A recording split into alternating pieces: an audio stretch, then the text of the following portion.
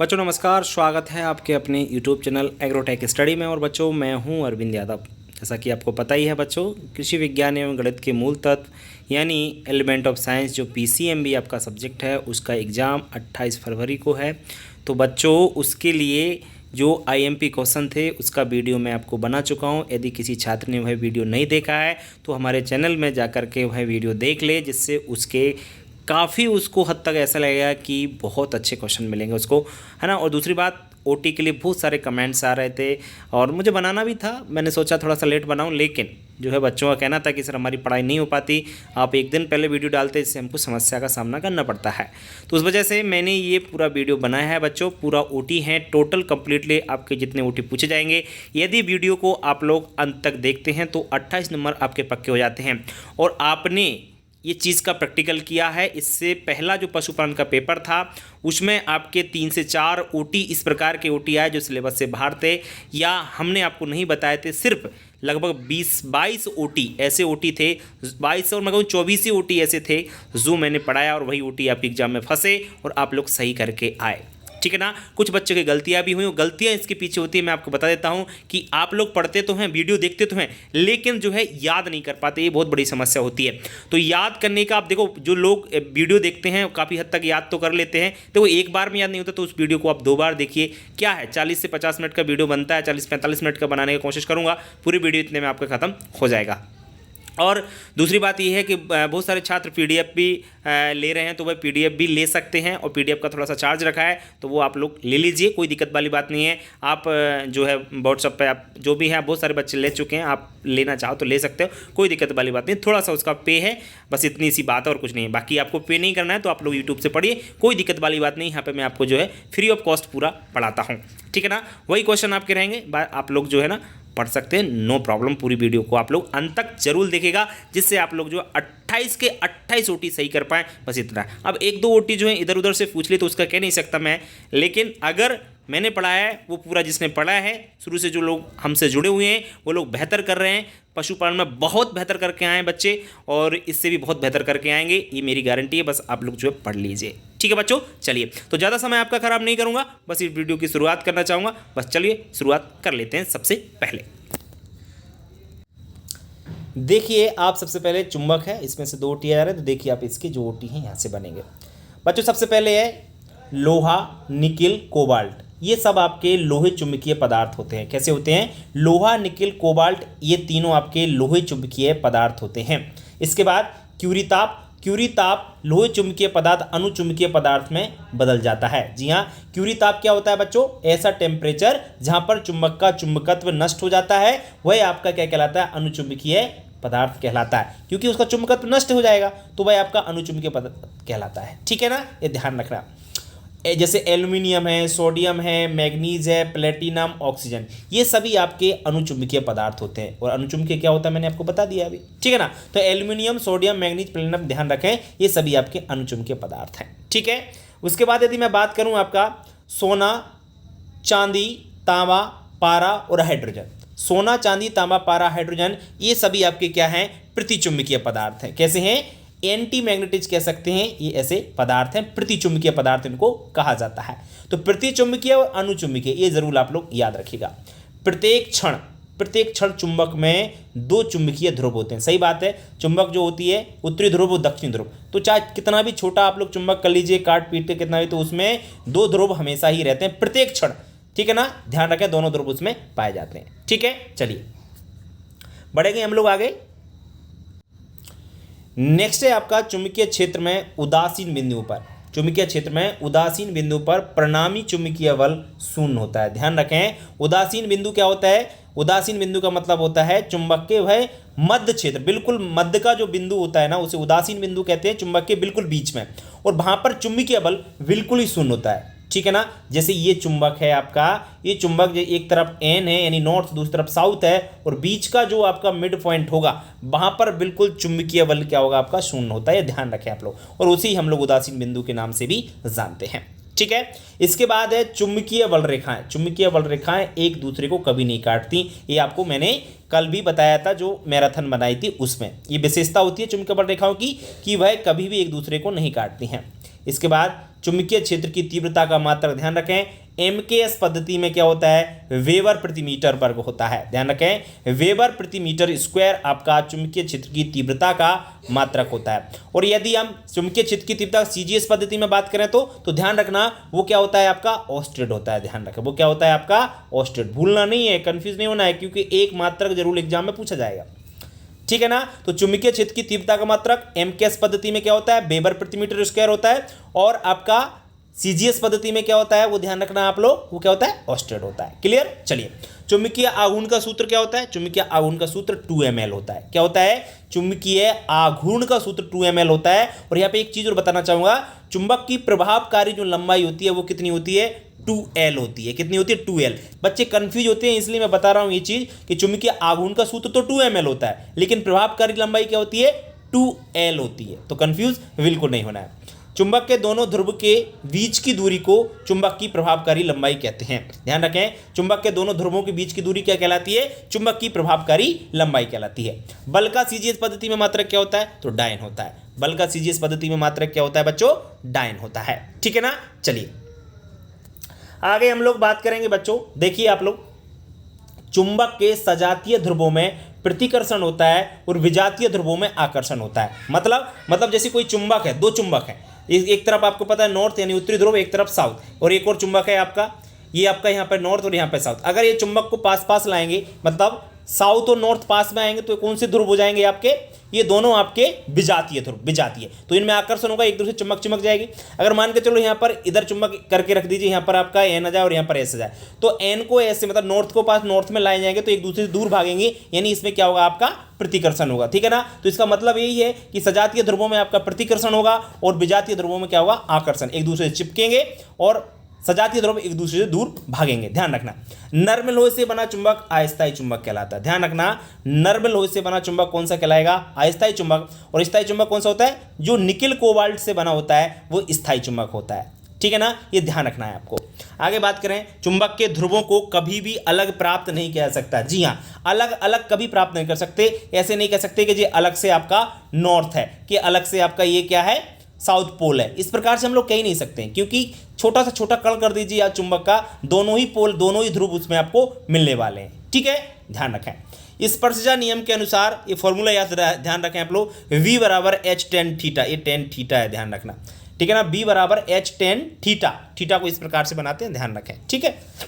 चुंबक के मध्य में चुंबकत्व का मान शून्य होता है, ये पहले ही बता चुका हूं। चुंबक के मध्य में चुंबकत्व का मान क्या होता है, बिल्कुल शून्य होता है। उदासीन बिंदु बराबर F बराबर H होता है। उदासीन बिंदु बराबर क्या होता है, F बराबर H। और चुंबकीय आघूर्ण को 2ml फॉर्मूला भी बता चुका हूं, और प्रभावकारी लंबाई का क्या बता चुका हूं, 2L। भूलना नहीं है, ये बहुत ही इंपॉर्टेंट ओटी है, ठीक है। चलिए एक दो ओटी और देख लीजिए। प्रभावकारी लंबाई को 2L से प्रदर्शित करते हैं, अभी बता रहा था मैं आपको वही का वही। और चुंबकीय आघूर्ण का मात्रक होता है 9 सेंटीमीटर प्रति ऑस्टेड, 9 सेंटीमीटर प्रति ऑस्टेड, ये आपकी चुंबकीय आघूर्ण का मात्रक होता है, ठीक है। चलिए बढ़ेंगे आगे। इसके बाद देखते हैं बच्चों आगे नेक्स्ट आपके इस चैप्टर में से 3 OTR है मालूम है। पानी की विशिष्ट ऊष्मा कितनी होती है, 1 होती है, और सबसे ज़्यादा पानी की ऊष्मा होती है, ध्यान रखें, ठीक है। स्वस्थ मनुष्य का शरीर का तापमान कितना होता है, 37 डिग्री सेल्सियस या सेंटीग्रेड कह सकते हैं, या याद रखना आप लोग 98.4 डिग्री फ़ारेनहाइट। ये स्वस्थ मनुष्य का क्या होता है, टेम्परेचर होता है, याद रखना है आपको विशेषकर। सूर्य से ऊष्मा संचरण किस विधि द्वारा आती है, ध्यान रखना विकिरण के द्वारा हमारे पृथ्वी पर आती है। सूर्य से जो ऊष्मा आती है ना, वो विकिरण द्वारा आती है। किसके द्वारा, विकिरण द्वारा, विशेष याद रखें। विशिष्ट ऊष्मा का SI मात्रक क्या होता है, जूल प्रति किलोग्राम डिग्री सेल्सियस होता है। कैलोरी मापी किसके बने होते हैं, ध्यान रखें कॉपर यानी तांबे के बने होते हैं। कैलोरी मापी जो होते हैं ना, ऊष्मा मापने का यंत्र होता है और ये तांबे के बने होते हैं। बर्फ की गुप्त ऊष्मा का मान 80 कैलोरी प्रति ग्राम होता है। बर्फ की गुप्त ऊष्मा का मान 80 कैलोरी प्रति ग्राम होता है, बहुत इंपॉर्टेंट है, IMP याद रख, सभी IMP है वैसे तो। भाप की गुप्त ऊष्मा कितनी होती है, 536 कैलोरी, दोनों याद रखना आप लोग। बर्फ की गुप्त ऊष्मा 80 कैलोरी और भाप की गुप्त ऊष्मा 536 कैलोरी प्रति ग्राम होती है, भूलना नहीं है बच्चों, वेरी इंपॉर्टेंट क्वेश्चन है, ठीक है। आगे बात करेंगे आप लोग, पानी की विशिष्ट ऊष्मा सबसे अधिक होती है और कितनी होती है, 1 होती है, इससे पहले मैं बता चुका हूं आपको। और विशिष्ट ऊष्मा का SI मात्रक जूल प्रति किलोग्राम डिग्री सेल्सियस होता है। विशिष्ट ऊष्मा का SI मात्रक क्या होता है, जूल प्रति किलोग्राम डिग्री सेल्सियस होता है। 0 डिग्री सेल्सियस तापक्रम का मान 32 डिग्री फ़ारेनहाइट होता है। जी हाँ बच्चों, 0 डिग्री सेल्सियस का हो या 32 डिग्री फ़ारेनहाइट, दोनों सेम टू सेम बात है, ठीक है ना। ये सेल्सियस में 0 डिग्री है और 32 डिग्री फ़ारेनहाइट आपका इसका मान 0 डिग्री सेल्सियस, ठीक है ना, समझ रहे हो ना। सुराही का पानी शीघ्र ठंडा हो जाता है। सुराही मतलब मटका, मटका का पानी जल्दी ठंडा हो जाता है, हम लोग कह सकते हैं। विशेष याद रखना, -40 डिग्री सेल्सियस ताप पर सेंटीग्रेड और फ़ारेनहाइट पैमाने बिल्कुल समान होते हैं। वेरी इंपॉर्टेंट क्वेश्चन है, बताइए कौन सा ताप होता है जिस पर सेंटीग्रेड और फ़ारेनहाइट पैमाने समान होते हैं। तो आपको विशेष याद रखना है बच्चों कि -40, कौन सा, -40 डिग्री सेल्सियस ताप पर सेल्सियस और फ़ारेनहाइट पैमाने समान होते हैं। इसके बाद है डॉक्टरी थर्मामीटर। जो डॉक्टर यूज करता है ना थर्मामीटर, वो फ़ारेनहाइट तापमान का पैमाना होता है। कौन सा पैमाना होता है, फ़ारेनहाइट जो तापमान का पैमाना होता है। डॉक्टर मापता है ना कि आपका तापमान 102 हो गया है, 100 हो गया है, यानी टेम्परेचर बढ़ जाता है अपना, तो डॉक्टर मापता है, तो फ़ारेनहाइट वाला पैमाना होता है, सेल्सियस वाला पैमाना नहीं होता, ये ध्यान रखना है आपको, ठीक है। और एक चीज़ आप लोग जरूर याद रख लेना कि जो तापमान होता है इसकी 4 यूनिट होती हैं। 4 कौन कौन सी यूनिट होती हैं, सेल्सियस होती है जिसको हम सेंटीग्रेड के नाम से भी जानते हैं, फ़ारेनहाइट होता है, ठीक है ना, दूसरा, तीसरा केल्विन होता है और चौथा र्यूमर पैमाना होता है। तो 4 पैमाने होते हैं, चारों यूनिट का नाम याद रखना है आप लोग, सेल्सियस या सेंटीग्रेड, फ़ारेनहाइट, केल्विन और र्यूमर, ये भूलना नहीं है आपको, ठीक है। चलिए, न्यूटन का शीतलन नियम। न्यूटन का शीतलन का नियम पौधों के लिए भी लागू होता है। किसके लिए, प्लांट्स के लिए भी ये लागू हो रहा है, ध्यान रखें। और शीतलन का नियम किसने दिया था, ध्यान रखना, न्यूटन ने। क्वेश्चन ऐसे भी बन सकता है कि शीतलन का नियम किसने दिया, तो याद रखें ये न्यूटन ने ही दिया था। 1 कैलोरी बराबर कितने जूल, तो 1 कैलोरी बराबर 4.2 जूल होता है, ठीक है ना। क्योंकि ऊष्मा का जो मात्रक होता है, वैसे जनरली देखें तो जूल होता है, ऊष्मा का मात्रक क्या होता है, जूल होता है, ये ध्यान रखना है। इसलिए 1 कैलोरी बराबर 4.2 जूल भी होता है, ठीक है। चलिए आगे अगर हम लोग बात करें बच्चों, नेक्स्ट है थर्मामीटर में पारा। जी हाँ, थर्मामीटर में क्या भरा रहता है, प्रयोग किया जाता है पारा। पारा यानी मरकरी, एक धातु होती है जो कि लिक्विड अवस्था पर रहती है जनरल टेम्परेचर पर, सब लोग जानते होंगे, मरकरी, ठीक है। चलिए, 0 डिग्री सेल्सियस बर्फ का गलनांक होता है। जी हाँ, 0 डिग्री सेल्सियस बर्फ का क्या होता है, मेल्टिंग पॉइंट होता है, गलनांक होता है। इस पर बर्फ जो होती है गलने लग जाती है। ऊष्मा का ऐसा ही मात्रक क्या होता है, अभी बता रहा था, जूल होता है, बहुत सिंपल सा है। ऊष्मा का ऐसा ही मात्रक, सिस्टम ऑफ इंटरनेशनल इसका फुल फॉर्म है, और जो यूनिट होती है वो जूल होती है, ध्यान रखना है आपको ऊष्मा की, ठीक है। तापांतर के कारण स्थानांतरित ऊर्जा ऊष्मा कहलाती है। ताप के अंतर के कारण अगर ऊर्जा स्थानांतरित होती है तो भाई ऊष्मा कहलाएगी, ठीक है। ऊर्जा ऊष्मा वैसे एक ही चीज है, लेकिन टेम्परेचर में अंतर होने के कारण क्या होता है, स्थानांतरित जो ऊर्जा होती है ना, उसी को हम लोग क्या कहते हैं, ऊष्मा के नाम से जानते हैं, ठीक है। पदार्थों का शीतलन नियम अभी बता रहा था, न्यूटन ने दिया था। पदार्थों का शीतलन नियम किसने दिया था, न्यूटन नामक साइंटिस्ट ने दिया था। 100 डिग्री सेल्सियस सेंटीग्रेड पैमाना होता है, 212 डिग्री फ़ारेनहाइट ये आपका फ़ारेनहाइट पैमाना होता है। देखो 100 डिग्री सेल्सियस बोलो या 212 डिग्री फ़ारेनहाइट, ये एक ही यूनिट, एक ही चीज़ है, सिर्फ यूनिट अलग अलग है। 100 डिग्री सेल्सियस पे पानी उबलने लगता है, मतलब क्वथनांक पानी का 100 डिग्री सेल्सियस होता है, या उसको हम लोग ऐसे भी कह सकते हैं कि पानी का क्वथनांक 212 डिग्री फ़ारेनहाइट होता है। बात वही है। अगर सेल्सियस को फ़ारेनहाइट में बदलने का एक फॉर्मूला होता है, वो आपको मैं यहाँ पर क्लियर कर देता हूँ। देखो ये लिख भी रहा है फॉर्मूला, ठीक है ना। यहाँ पर वैसे ऐसे फॉर्मूला लिखा आता है, C/5 F माइनस, एक मिनट, अब देखिए आप लोग, C/5 बराबर F माइनस 32/9। एक ऐसा फॉर्मूला आता है जिसमें सेल्सियस से फ़ारेनहाइट में चेंज कर सकते हैं टेम्परेचर को, या फ़ारेनहाइट का सेल्सियस में बदल सकते हैं। ये फॉर्मूला का जरूर याद रख लेना, C/5 बराबर F माइनस 32/9, ठीक है ना। और 80 जो होता है ना, 80 डिग्री आर ये र्यूमर पैमाने का मान है, ध्यान रखना। ऊष्मा का मापन कैलोरी मापी द्वारा करते हैं, ध्यान रखना। ऊष्मा का मापन किसके द्वारा, कैलोरी मापी द्वारा। और कैलोरी मापी किसके बने होते हैं, कैलोरी मापी आपके तांबे के बने होते हैं। किसके बने होते हैं, तांबे के। सेंटीग्रेड और फ़ारेनहाइट पैमाने का संबंध सूत्र याद रखना, C/5 बराबर F माइनस 32/9, आपकी बता चुका, ठीक है। चलिए बढ़ेंगे आगे। नेक्स्ट देखिए ओटी बच्चों, जैव शक्ति सिद्धांत। जैव शक्ति सिद्धांत किसने प्रतिपादित किया था, बर्जीलियस नामक साइंटिस्ट ने। किसने प्रतिपादित किया था, ये आपको याद रखना, प्रतिपादित किसने किया था, भूलना नहीं है, ध्यान रहे आपको, वर्जिलियस नामक साइंटिस्ट ने किया था।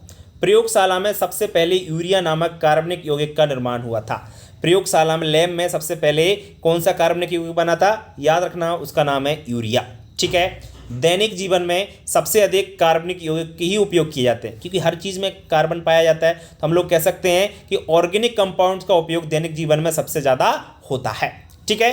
कार्बनिक रसायन के अंतर्गत कार्बनिक यौगिकों का अध्ययन किया जाता है। कार्बनिक रसायन के अंतर्गत हम किसका अध्ययन करते हैं, कार्बनिक यौगिकों का अध्ययन करते हैं। मेथिल अल्कोहल का IPUC नाम, ध्यान रखना, मेथिल अल्कोहल का IUPAC नाम क्या होता है? मेथेनॉल होता है, भूलना नहीं है। मेथिल अल्कोहल का ये IUPAC नाम होता है। वैसे IUPAC का पूरा नाम बताऊं मैं आपको क्या होता है? International union pure and applied chemistry, इसका आपका क्या होता है? फुल फॉर्म होती है। ठीक है, ये ध्यान रखें आप लोग। आगे बात करें एसिटिक एसिड का जो फॉर्मूला होता है वो क्या होता है? CH3COOH, याद रखें, CH3COOH ये एसिटिक एसिड का फॉर्मूला होता है।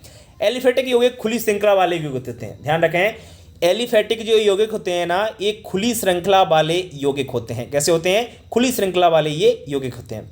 एरोमेटिक यौगिक कैसे होते हैं? ये जल में घुलते नहीं है, यानी आपके अविलय होते हैं। एरोमेटिक यौगिक क्या होते हैं? जल में घुलते नहीं है। ध्यान रखें आप लोग, CHO समूह जो होता है ना, ये एल्डिहाइड को प्रदर्शित करता है, याद रखें, CHO, ये आपको भूलना नहीं है। ये CHO जो होता है ना, ये समूह एल्डिहाइड को प्रदर्शित करता है। किसको प्रदर्शित करता है? एल्डिहाइड समूह को।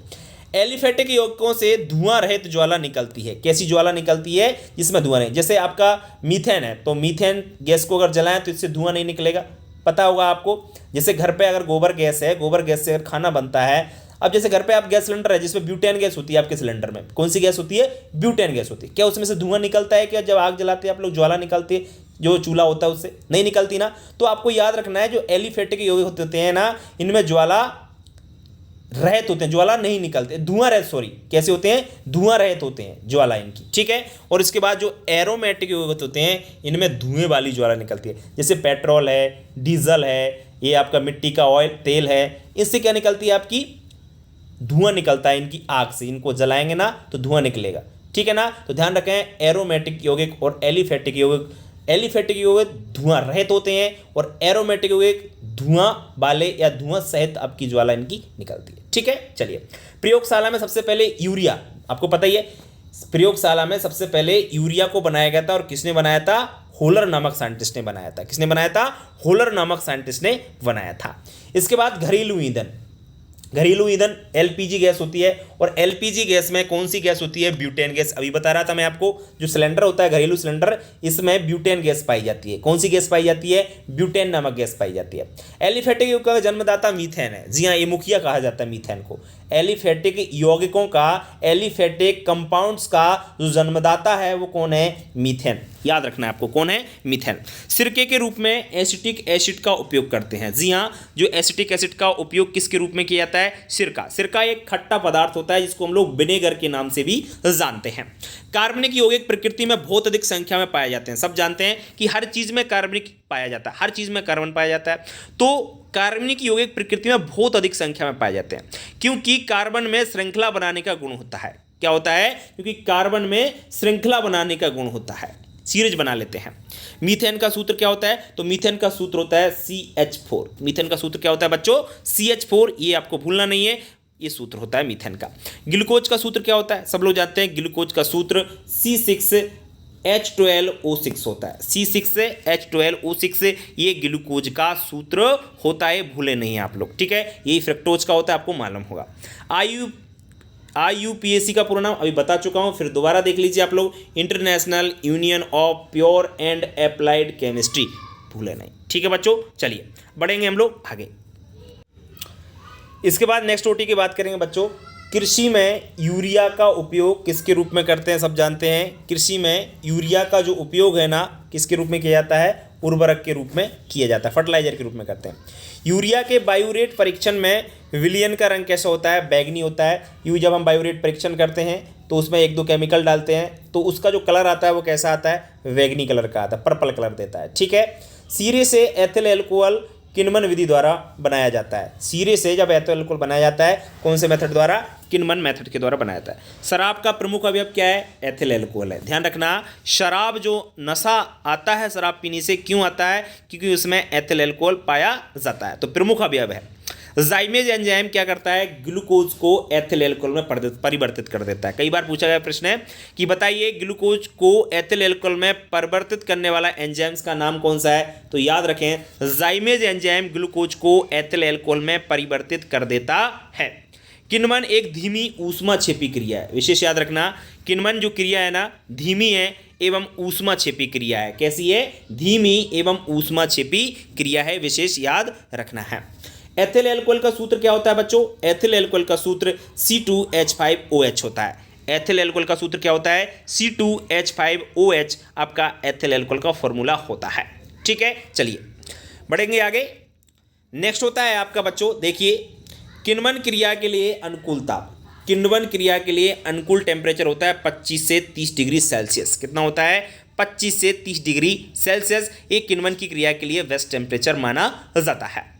मेथिल एल्कोहल एक विषैला पदार्थ है। कल भी मैंने बताया था आपको पढ़ाते हुए थ्योरी कि मेथिल एल्कोहल जो होता है एक विषैला पदार्थ होता है। इसके बाद परिशुद्ध, विशेष याद रखना, परिशुद्ध एल्कोहल की सांद्रता 100% होती है, क्योंकि वो अपने आप में लिख रहा है शुद्ध, तो शुद्ध एल्कोहल की सांद्रता कितनी होगी परिशुद्ध एल्कोहल में? 100%। कितने परसेंट? 100%। दूध से दही बनना एक किस क्रिया का एग्जाम्पल है? दूध से दही बनता है एक किण्वन क्रिया का एग्जाम्पल है, उदाहरण है। ध्यान रखें, दूध से दही बनना किण्वन की क्रिया का ही उदाहरण है। हाइड्रोजन बंध के कारण एल्कोहल जल में विलय होते हैं। ध्यान रखें, हाइड्रोजन बॉन्ड के कारण ही एल्कोहल जल में घुल जाता है। सब लोग जानते होंगे एल्कोहल जल में क्यों घुल जाता है? क्योंकि उसमें हाइड्रोजन बंध पाया जाता है। कौन सा बंध पाया जाता है? हाइड्रोजन बॉन्ड पाया जाता है, इस कारण। ठीक है, यूरिया का सूत्र बताइए रासायनिक। NH2CONH2, याद रखें NH2CONH2 ये यूरिया का फॉर्मूला या सूत्र होता है।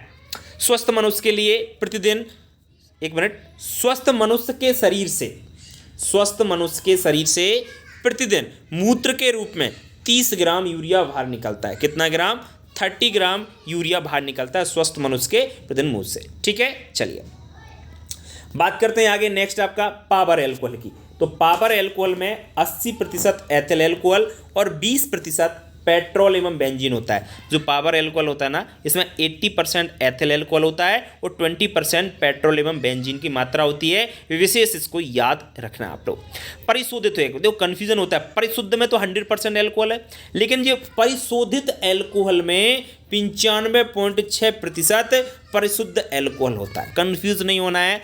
परिशुद्ध एल्कोहल की मात्रा कितनी परसेंट? एल्कोहल 100%, और परिशोधित एल्कोहल में 95.6% परिशुद्ध एल्कोहल होता है। कंफ्यूजन ना हो बिल्कुल भी, बार बार कह रहा हूँ।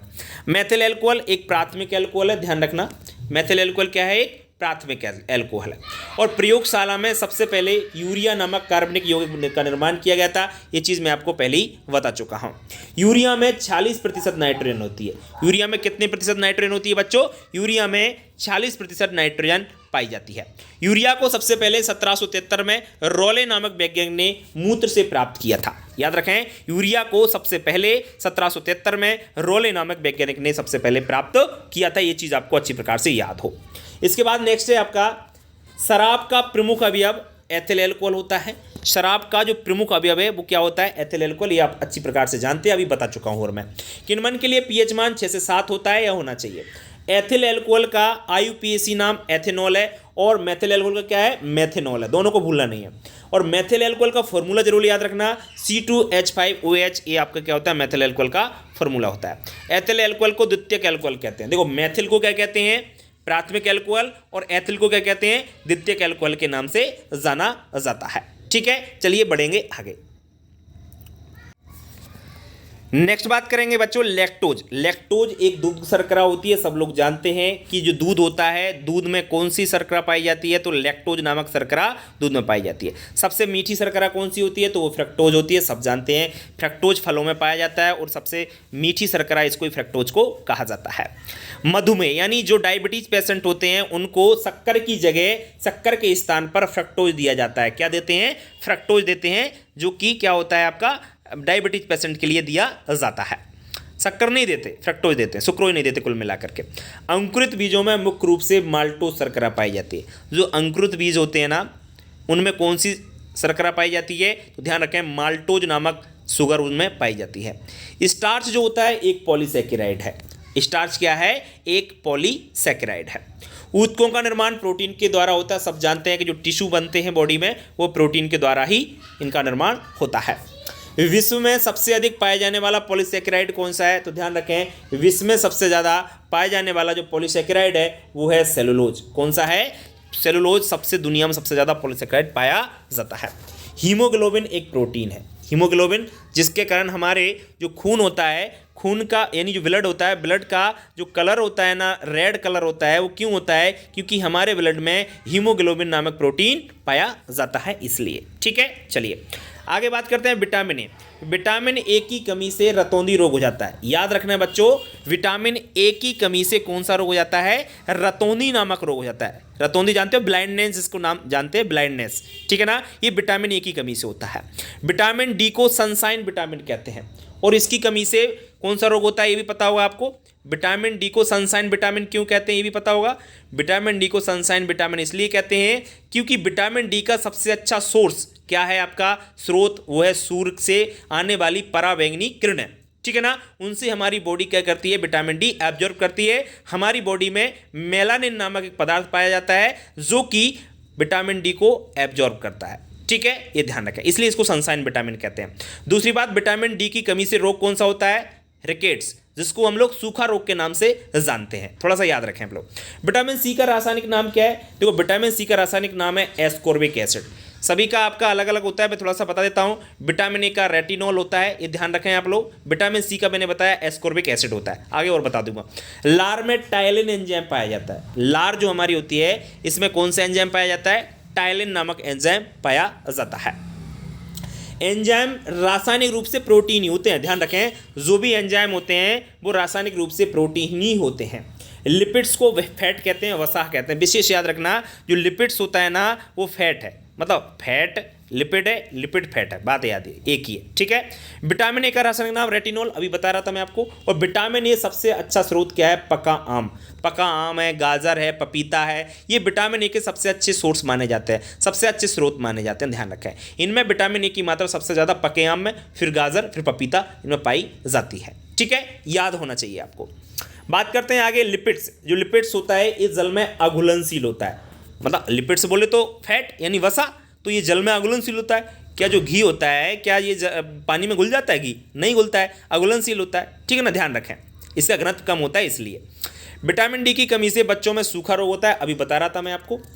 कपास का प्रमुख अवयव सेलुलोज है। बच्चों याद रखें, जो कॉटन होता है, कॉटन प्योर देखा जाए तो सेलुलोज है, प्योर क्या है? सेलुलोज है। तो कपास का प्रमुख अवयव सेलुलोज कार्बोहाइड्रेट है। प्राकृतिक रेशम, याद रखें, प्राकृतिक रेशम प्रोटीन का उदाहरण है, याद रखें, प्राकृतिक रेशम क्या है? प्रोटीन का एग्जाम्पल है, ये याद होना चाहिए आपको, ठीक है ना।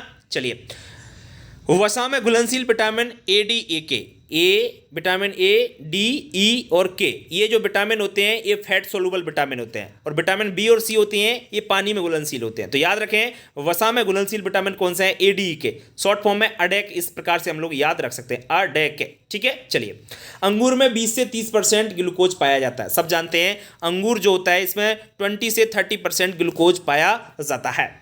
विटामिन के, जो विटामिन के होती है, इसकी कमी से रक्त का थक्का नहीं जमता है, याद रखना, विटामिन के की जो कमी से, विटामिन के की कमी से रक्त का थक्का नहीं जमता, याद रखना, ब्लॉट नहीं बनता है, अगर हम चोट लग जाए तो थक्का नहीं बनेगा, खून नहीं जमता है, ध्यान रखें।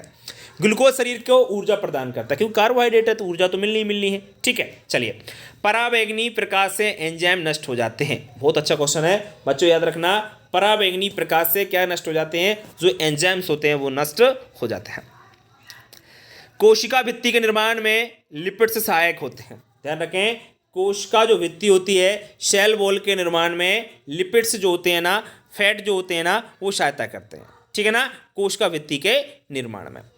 आलू का प्रमुख अवयव कौन सा होता है बच्चों? आलू में क्या पाया जाता है? सब जानते हैं, आलू में स्टार्च पाया जाता है।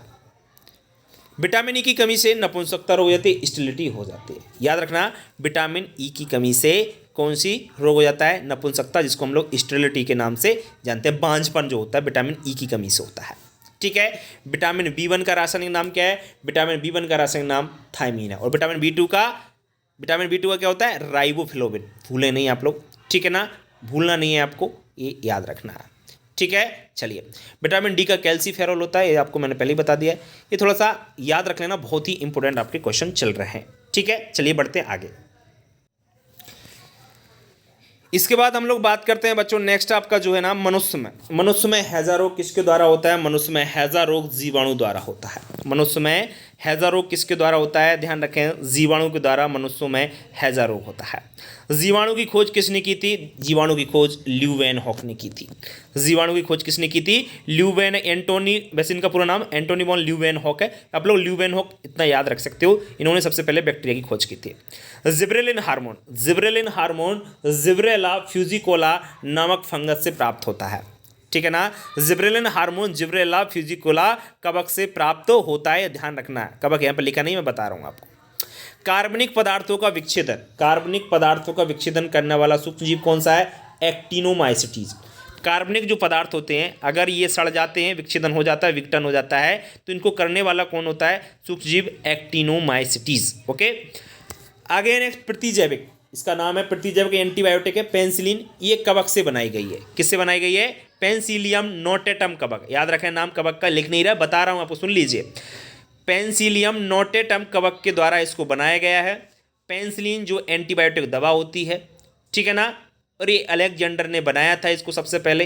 किसने बनाया था? अलेक्जेंडर नामक साइंटिस्ट थे, उन्होंने इसको बनाया था। ठीक है, चलिए।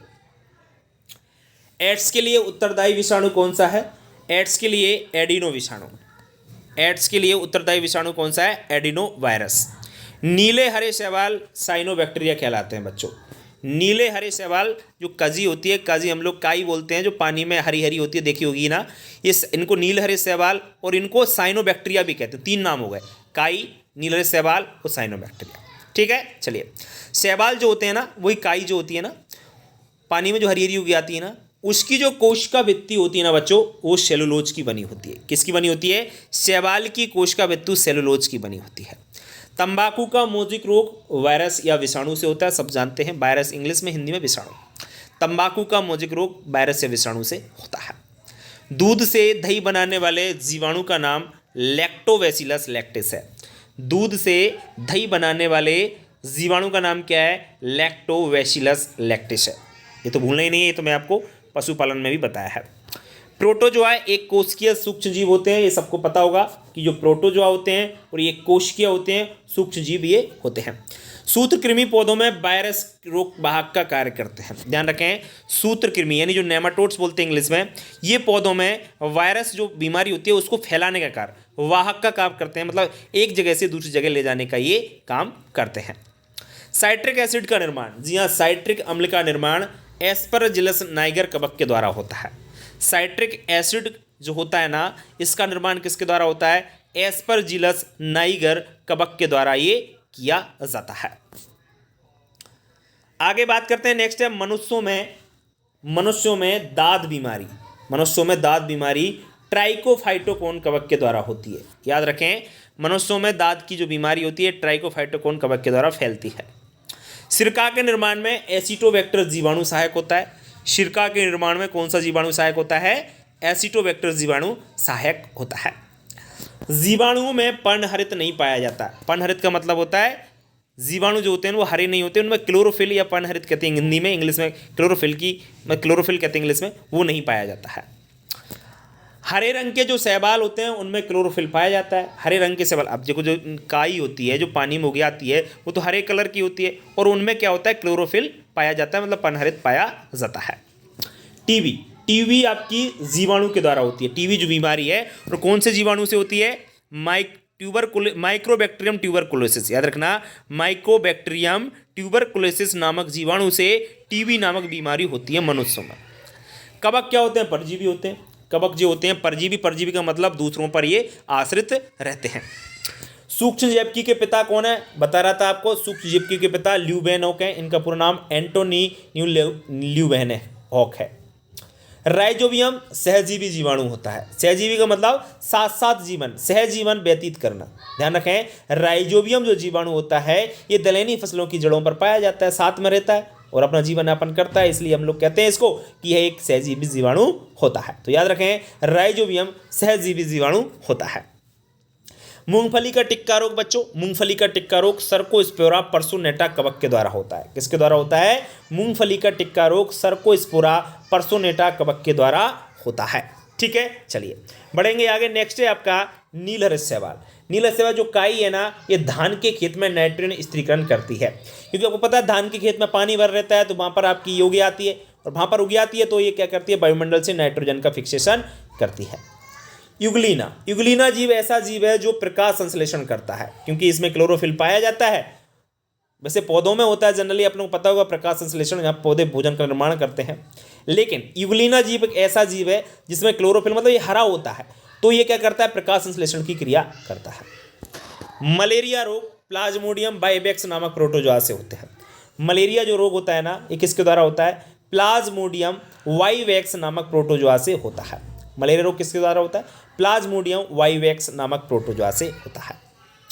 पेंसिलिन, बच्चों पेंसिलिन जो दवा है एंटीबायोटिक दवा है, और ये पेंसिलियम नोटेटम कवक से प्राप्त किया जाता है, मैंने बता चुका हूँ आपको। बेकरी उद्योग में ब्रेड बनाने के लिए स्ट्रेप्टोकोकस जीवाणु आवश्यक होता है। बेकरी उद्योग में ब्रेड जो बनते हैं ना, ब्रेड आप लोग खाते होंगे, तो इनको बनाने के लिए किण्वन की क्रिया होती है, और किण्वन की क्रिया कौन सा करता है, स्ट्रेप्टोकोकस जीवाणु करता है, इसलिए ये आवश्यक होता है। HIV का पूरा नाम क्या है, ह्यूमन डेफिशिएंसी सिंड्रोम, ये HIV का पूरा नाम है। शैवाल जो होते हैं ये स्वयंपोषी होते हैं, ये चीज़ आप अच्छी प्रकार से जानते होंगे। स्वयंपोषी का मतलब खुद अपना भोजन बनाकर खाते पीते हैं शैवाल। विषाणु की खोज आइनोवस्की ने की थी सन 1898 में, याद रखें। विषाणु की खोज किसने की थी, आइनोवस्की ने, और जीवाणु की ल्यूवेनहॉक ने। ठीक है। गलसुआ रोग वायरस से होता है। गलसुआ रोग किसके द्वारा होता है, वायरस के द्वारा होता है। कुत्तों का पागलपन रोग रेबीज विषाणु से होता है। कुत्तों का पागलपन रोग किसके द्वारा होता है, रेबीज विषाणु से ये रोग होता है। आगे बात करते हैं बच्चों Gregor Johan Mendel. Gregor Johan Mendel को अनुवांशिकी का जनक, जनक यानी फादर या पिता कहा जाता है, याद रखें। ग्रेगर जोहन मेंडल को अनुवांशिकी का जनक कहा जाता है। गुणसूत्र में अनुवांशिक पदार्थ DNA होता है, याद रखें। गुणसूत्र में अनुवांशिक पदार्थ कौन सा होता है, DNA, याद रखें।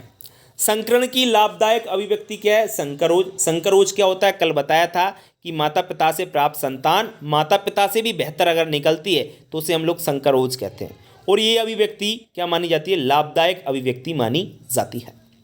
मेंडल ने अपने प्रयोग में मटर के पौधे को चुना था, और मटर का भी कौन सा पौधा, गार्डन पी, याद रखना, उद्यान मटर। कौन सी मटर, उद्यान मटर, गार्डन पी, बार बार कह रहा हूं, सुन लेना। गार्डन पी या उद्यान मटर पर मेंडल ने अपना क्या किया था, प्रयोग किया था। मेंडल ने अपने प्रयोग में 7 जोड़ी लक्षण, कितने जोड़ी लक्षण, 7 जोड़ी लक्षणों का अध्ययन किया था। कितने जोड़ी लक्षणों का अध्ययन किया था, 7 पेयर्स सिम्टम्स का स्टडी किया था मेंडल ने। माता पिता से संतान में भिन्नता आने को उत्परिवर्तन कहते हैं। माता पिता से संतान जो पैदा होती है, यदि उसमें कोई स्पेशल लक्षण है, कोई अलग से ही कोई लक्षण निकल के आ गया, तो उसे हम लोग क्या कहते हैं, भिन्नता अगर आ जाती है उसे उत्परिवर्तन, यानी उसको म्यूटेशन के नाम से जानते हैं। इंग्लिश में म्यूटेशन, हिंदी में उसको उत्परिवर्तन कहते हैं। अनुवांशिकी शब्द विलियम्स गॉर्डन ने दिया था, और कब दिया था ये भी याद रख लेना, 1905 में दिया था। कब दिया था, 1905 में। अनुवांशिकी शब्द विलियम्स गॉर्डन ने सन 1905 में दिया था। आगे बात करें यदि गुणसूत्र, गुणसूत्र के 2 या 2 से अधिक सेट कोशिका में पाया जाना बहुगुणता कहलाता है। गुणसूत्र के 2 या 2 से अधिक सेट अगर पाए जाते हैं तो इसको हम लोग बहुगुणता कहते हैं, पॉलीप्लॉइडी कह सकते हैं। मटर परपरागत फसल है, क्योंकि मटर पर मेंडल ने कार्य किया था, वो आपकी क्रॉस पॉलिनेटेड फसल है। मेंडल ऑस्ट्रिया के निवासी थे, ऑस्ट्रेलिया नहीं, ऑस्ट्रिया, याद रखें, ऑस्ट्रेलिया नहीं, ऑस्ट्रिया के निवासी थे। जीन जो होते हैं ना, ये अनुवांशिक लक्षणों के वाहक होते हैं, मतलब जीन बॉडी में पाए जाते हैं और गुणसूत्रों के ऊपर पाए जाते हैं ये, और ये अनुवांशिक लक्षण मतलब माता पिता से लक्षण जो आते हैं संतान में, वो जीन के ही द्वारा आते हैं। किसके द्वारा, जीन।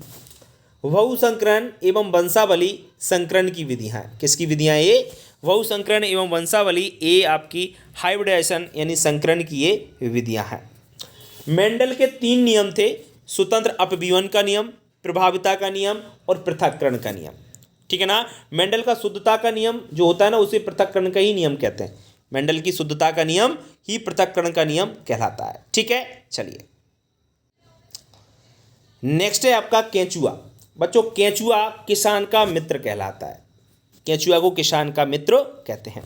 हेक्सापोडा, हेक्सापोडा का अर्थ होता है जिसके 6 पांव हों। हेक्सापोडा का अर्थ क्या होता है? जिसके 6 पांव हों उसे हेक्सापोडा कहते हैं। लाख कीट, इसका वैज्ञानिक नाम क्या है? लेसिफेरा। ला का आपका लाख कीट का साइंटिफिक नेम है, वैज्ञानिक नाम है। मधुमक्खी, मधुमक्खी एक लाभदायक कीट है क्योंकि ये शहद बनाती है, इसलिए इसको लाभदायक कीट कहते हैं। केंचुआ, केंचुआ आपका उभयलिंगी होता है, विशेष याद रखना। केंचुआ क्या होता है? उभयलिंगी होता है। दीमक, जिसको दीम कहते हैं, और ये सफ़ेद चींटी के नाम से इसको जानते हैं। दीमक सबने देखी होगी, ठीक है। ये लकड़ी को खा जाती है, मिट्टी बना देती है। मधुमक्खी से शहद प्राप्त होता है, सब लोग जानते होंगे। जो मधुमक्खी होती है इससे शहद प्राप्त होता है। टिड्डे फसल के लिए हानिकारक होते हैं, ये भी सब लोग जानते होंगे। टिड्डे क्या होते हैं? हमारी फसल के लिए बहुत ही हानिकारक होते हैं। केंचुआ, केंचुआ का संघ आपका एनिलिडा है। केंचुआ का संघ क्या है? एनिलिडा आपके केंचुआ का संघ है। केंचुआ का वैज्ञानिक नाम, तो केंचुआ का वैज्ञानिक नाम है फेरेटेमा पोस्थोमा। केंचुआ का वैज्ञानिक नाम क्या है? फेरेटेमा पोस्थोमा केंचुआ का वैज्ञानिक नाम है। प्रोस्टोमियम केंचुआ के शरीर का अंग है। प्रोस्टोमियम केंचुआ के शरीर का एक अंग है, विशेष याद रखें। मधुमक्खी पालन को एपीकल्चर कहते हैं। मधुमक्खी पालन को क्या कहते हैं बच्चों? एपीकल्चर के नाम से जाना जाता है। इसके बाद तिलचट्टा, तिलचट्टा में एक जोड़ी संयुक्त नेत्र होते हैं बच्चों। तिलचट्टा जो होता है एक जोड़ी नेत्र होते हैं, वो भी संयुक्त होते हैं, एक दूसरे से जुड़े रहते हैं मतलब। टिड्डे का संघ आर्थ्रोपोडा है, विशेष याद रखना। टिड्डे का संघ क्या है? आर्थ्रोपोडा। और केंचुआ का संघ कौन सा है? एनिलिडा, भूलना नहीं है। टिड्डे का संघ कौन सा? टिड्डा, आर्थ्रोपोडा। एनिलिडा किसका है? आपका केंचुए का, ठीक है। चलिए, अनेक कीटों का उपयोग भोजन के रूप में किया जाता है। बहुत सारे कीट जो है ना खाते हैं लोग, चाइना में खाते हैं, हमारे यहाँ तो नहीं खाते। केंचुआ में श्वसन त्वचा द्वारा होता है। देखो केंचुआ जो होता है ना, केंचुआ सबने देखा होगा, मिट्टी खाता है जनरली। और केंचुआ में जो श्वसन होता है वो त्वचा के द्वारा होता है। त्वचा में ही छिद्र पाए जाते हैं, इसको हम ट्रैकिया कहते हैं। क्या कहते हैं इसको? ट्रैकिया कहते हैं। उसके द्वारा केंचुआ में क्या होता है? रेस्पायरेशन यानी श्वसन होता है। दीमक का भोजन सेलुलोज है। दीमक क्या खाती है? सेलुलोज खाती है मोस्टली, ठीक है। भारतीय लाख अनुसंधान संस्थान कहाँ है? रांची झारखंड में स्थित है। भारतीय लाख अनुसंधान संस्थान रांची झारखंड में है। कॉकरोच का वंश कौन सा है? तो पेरिप्लिनेटा कॉकरोच का वंश है। मधुमक्खी एक सामाजिक कीट है बच्चों, सोशल इंसेक्ट है। ध्यान रखें, मधुमक्खी जो होती है ना आपकी, हनी भी जिसको बोलते हैं, और ये सामाजिक कीट है। मतलब ये समाज में रहती है, बहुत सारे साथियों के साथ मिलकर रहती है, अकेली नहीं रहती। इसका मतलब ये सामाजिक कीट है। मधुमक्खी है और आपकी दीमक है, ये सभी आपकी सामाजिक कीट है। रानी मधुमक्खी प्रतिदिन 2000 अंडे देती है। अब बताइए आप लोग विश्वास कर रहे हैं?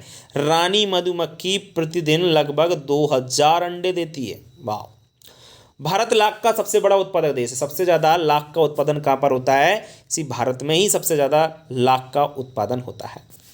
लाख में रेजिन कितना होता है? याद रखें, लाख में रेजिन 68% पाया जाता है। कितना प्रतिशत? 68% लाख में रेजिन पाया जाता है। रेशम कीट का वैज्ञानिक नाम क्या है? तो बॉम्बेक्स मुरी आपके रेशम कीट का वैज्ञानिक नाम है। दीमक का वैज्ञानिक नाम क्या है? तो ओडोंटोटर्मेस ओवेसिस आपका दीमक का वैज्ञानिक नाम है। और केंचुआ का जीवन काल होता है 3 से 10 वर्ष। शहद एक प्राकृतिक एंटीबायोटिक है, ये आपको याद रखना। शहद जो होता है ना, ये नेचुरल एंटीबायोटिक होता है, ठीक है। और आप लोग एक चीज़ याद रख लेना, जो मधुमक्खी होती है इसका वैज्ञानिक नाम है एपिस इंडिका। क्या होता है? मधुमक्खी का वैज्ञानिक नाम होता है एपिस इंडिका।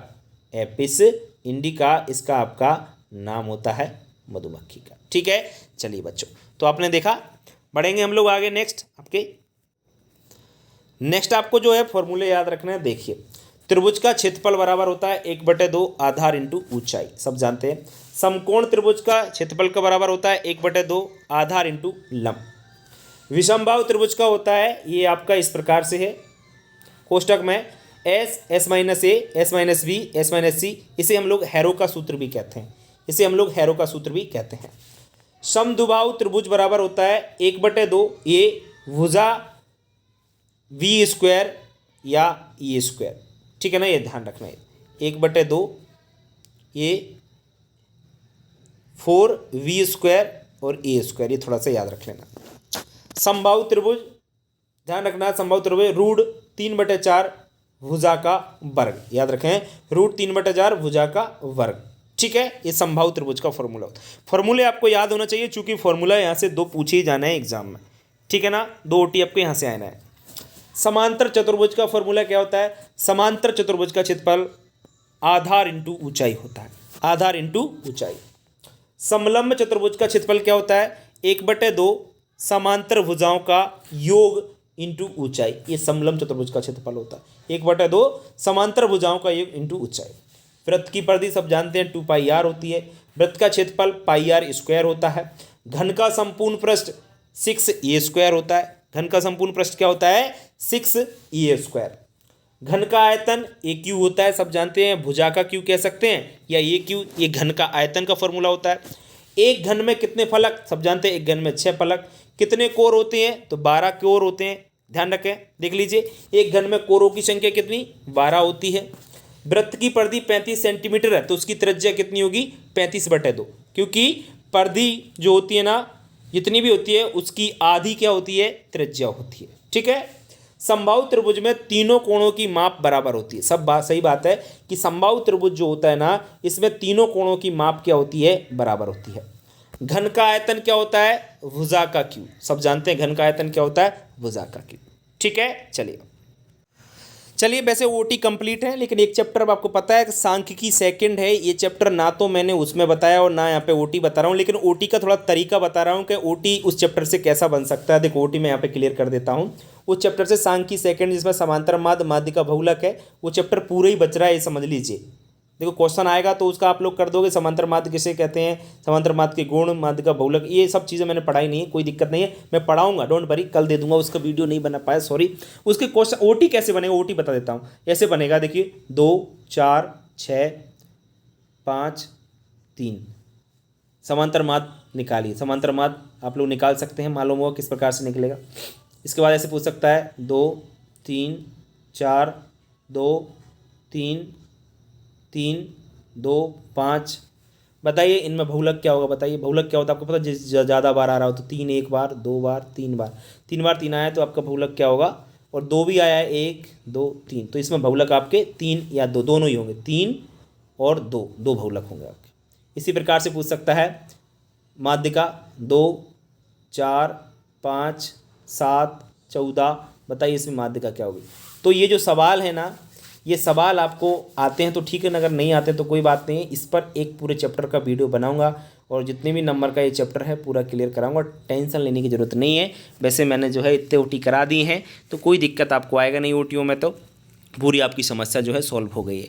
इतना पढ़ दीजिए, काम हो जाएगा यार, दे दिया आपको पूरा जो आप चाहते थे। ठीक है बच्चों, चलिए मिलते हैं फिर, तब तक के लिए नमस्कार, बेस्ट ऑफ लक बच्चों।